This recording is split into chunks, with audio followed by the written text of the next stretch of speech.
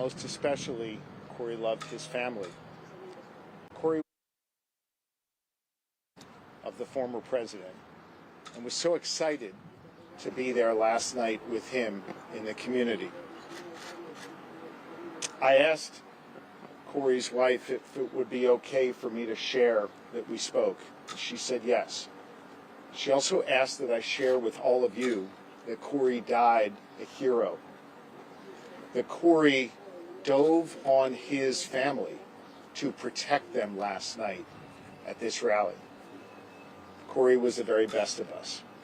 May his memory be a blessing. Last night was shocking for this community and for this Commonwealth, and I know for this country. Political disagreements can never, ever be addressed through violence. Disagreements are okay, but we need to use a peaceful political process to settle those differences.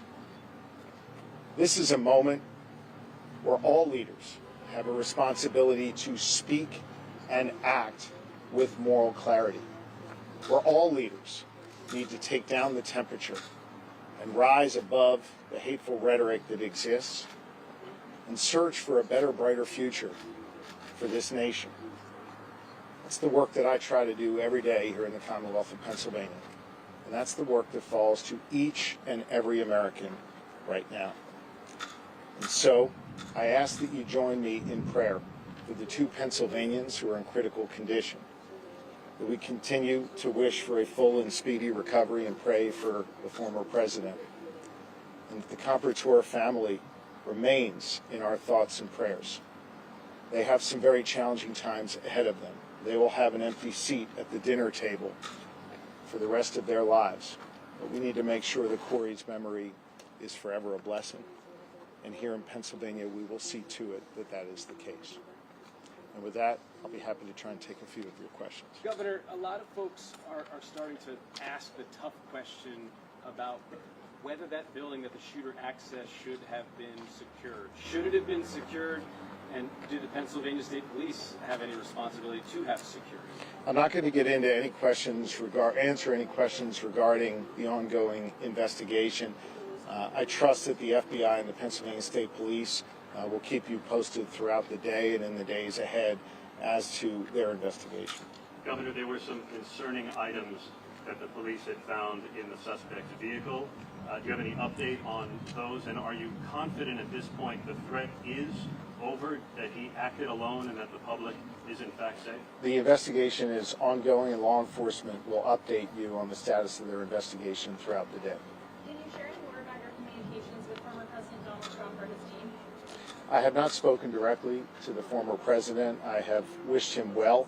I think multiple times last evening through statements Lori and I have. The people of Pennsylvania, I know, were praying for him, and again, according to his team and himself, it seems as though he will be fine, obviously, relatively speaking, and we're glad to see that. Violence is never acceptable. I should also let you know that I did speak to President Biden. He called me last night to make sure that here in the Commonwealth we had all the resources we needed. I assured him that we did. At the time, he had yet to speak to President Trump. I think they connected later in the evening, and he wanted me to know that he was trying to reach out to the former president. I think that that was the honorable and right thing to do, and I'm glad that President Biden did that.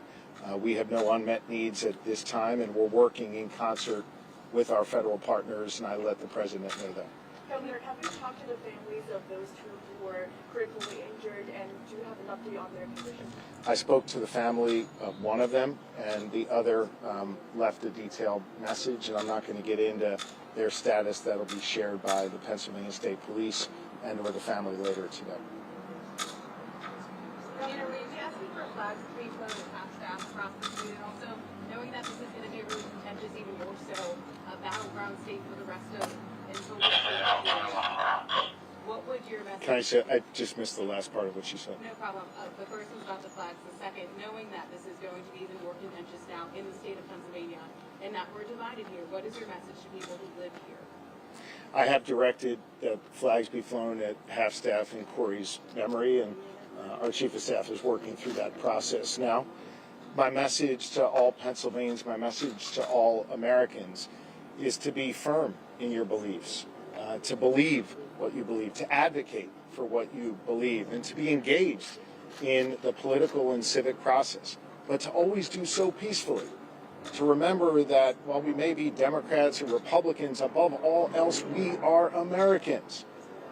And if you look at the story of this great nation over the last 248 years, a nation that was born right here in Pennsylvania, it's been ordinary Americans at every single step of the way, rising up, demanding more, seeking justice, advocating for change, and doing so peacefully. And those who have advocated for such change peacefully, they have been the ones to bring that about. We have to remember that even in these times where there are real divisions, that we have to address those divisions through engagement in the political and civic process in a peaceful manner. That is incumbent upon all political leaders of all parties, and it is incumbent upon the public. I will tell you that notwithstanding the tragedy that we saw last night here in Butler, the awful tragedy, that every day when I'm around Pennsylvania, I see the very best of Pennsylvanians. People who do have fervent beliefs, people who do have passionate beliefs, but who engage in a peaceful manner, and who love their neighbors, and who engage with people in their communities, even those that they might have differences from. We need to learn from our history in this Commonwealth and in this country, and we need to bring our better angels forward and carry that forward into this political season. I'll take one more. Yes. Can you expand on the situation of Mr. Comperatore's passing? Was he standing behind President Trump? You said he dove in front of his family. Is there any more detail you can provide about His that? wife shared with me that he dove on his family to protect them. As for any other information, that'll be shared by law enforcement. Thank you all very much.